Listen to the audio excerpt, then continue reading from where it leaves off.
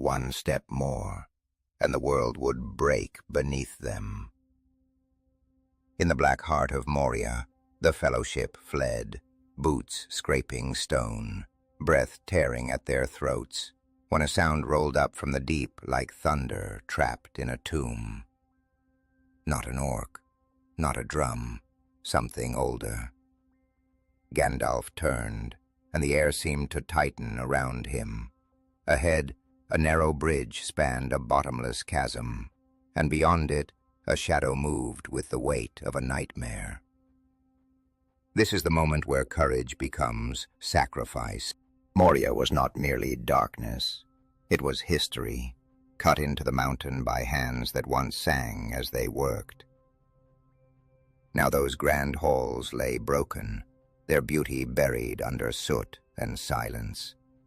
The Fellowship pushed forward, guided by Gandalf's staff and a stubborn hope. But every step echoed too loudly, as if the stone itself wished to betray them. Far behind, the orcs gathered, an ugly tide in the tunnels. Gandalf listened, eyes narrowed, feeling a pressure in the air like a storm about to strike. He knew that something else had awakened, something the orcs feared more than any blade. The first sign was the orcs, hesitating. Their cruel confidence faltered, and the crowd behind them shifted, as if pushed by an unseen terror. Then came heat. Not the warmth of torches, but a furnace breath rising from the abyss. The shadows ahead deepened, and in that darkness a shape formed. Vast shoulders, horned outline, a mane of smoke and sparks. A Balrog, a creature from the Elder World, a living ruin of fire and wrath. The Fellowship froze, because some fears are older than reason, and the body understands them before the mind can speak. The orcs scattered like ash in a gust. And there, at the mouth of the bridge, the Balrog stepped forward, each movement heavy, deliberate, as if the mountain itself had learned to walk. Gandalf moved to the center of the narrow stone span, cloak lifting in the hot wind. He raised his staff, and light flared, small against that towering dark, but defiant. The others backed away, staring, helpless with the knowledge that only one of them could stand here. Gandalf's voice cut through the roar of flame and smoke, steady as iron in a forge. He would not let it pass.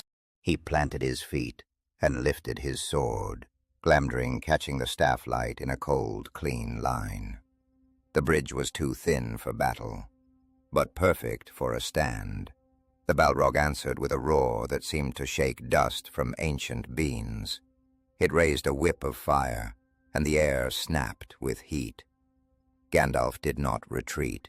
His eyes held that creature as if naming it could bind it. In that moment, he was not merely a traveler with a walking stick. He was a wall, a final door, and behind him, the only path to daylight. The Balrog struck. Fire lashed across the bridge, and sparks spiraled into the void. Stone cracked under impossible weight. Gandalf raised his staff and met the attack with a burst of white light that flared like lightning trapped in his hands. The clash was not just heat and flame. It felt like two ages colliding, like old laws of the world being tested. The Fellowship watched, eyes wide, as the bridge became a thin line between survival and ruin. Gandalf's voice rose above the chaos, forcing the others to move, to live, to run. "You cannot pass." The words rang out, hard and clear, as if the stone itself had spoken. Gandalf brought his staff down, and the impact echoed like a hammer on an anvil. A shock ran through the bridge. Cracks raced across the ancient rock, glowing with dust and fractured light. The Balrog hesitated, just for a breath, then stepped forward again, defiant. Gandalf's eyes did not flicker. He gathered every ounce of will, every thread of power, and made a single choice. If the bridge must fall, it would fall with the monster on it.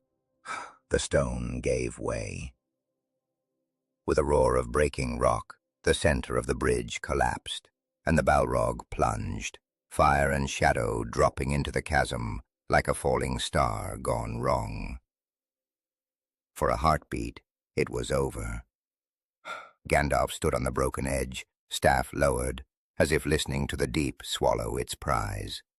The Fellowship began to turn, relief surging, fragile and sudden, when the darkness answered.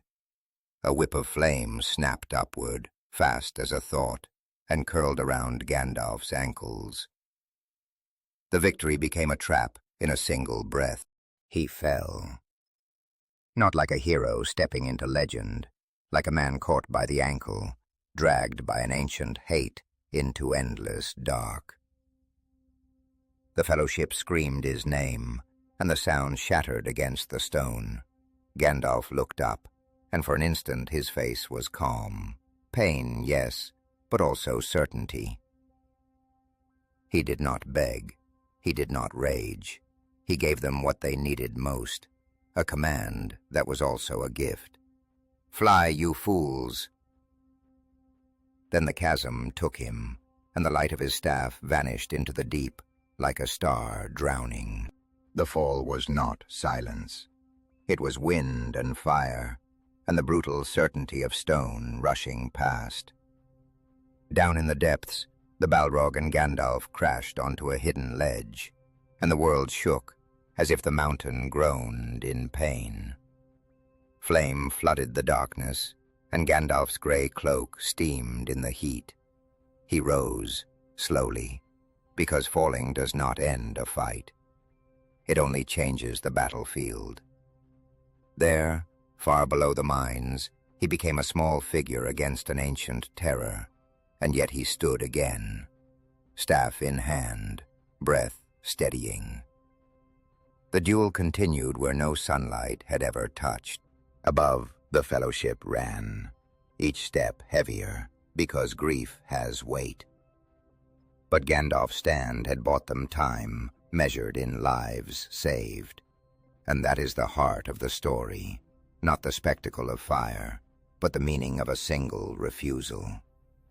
A narrow bridge, a limitless darkness, a wizard saying no to terror so others could see another dawn. In Middle-earth, victory is rarely clean. It is paid for in trust, in loss, in choices made when no one is watching except the dark. And still, that choice can keep hope moving forward. If you felt your breath catch on that bridge, you're not alone. This is why these tales endure, because they remind us what bravery looks like when there's no perfect outcome. If you want more cinematic retellings from the deep places of Middle-earth, battles, journeys, and the quiet moments between, subscribe and stay with the story. And tell me in the comments, when Gandalf faced the Balrog, was it power that won the moment, or pure will? Until next time, keep your light close, especially when the path narrows.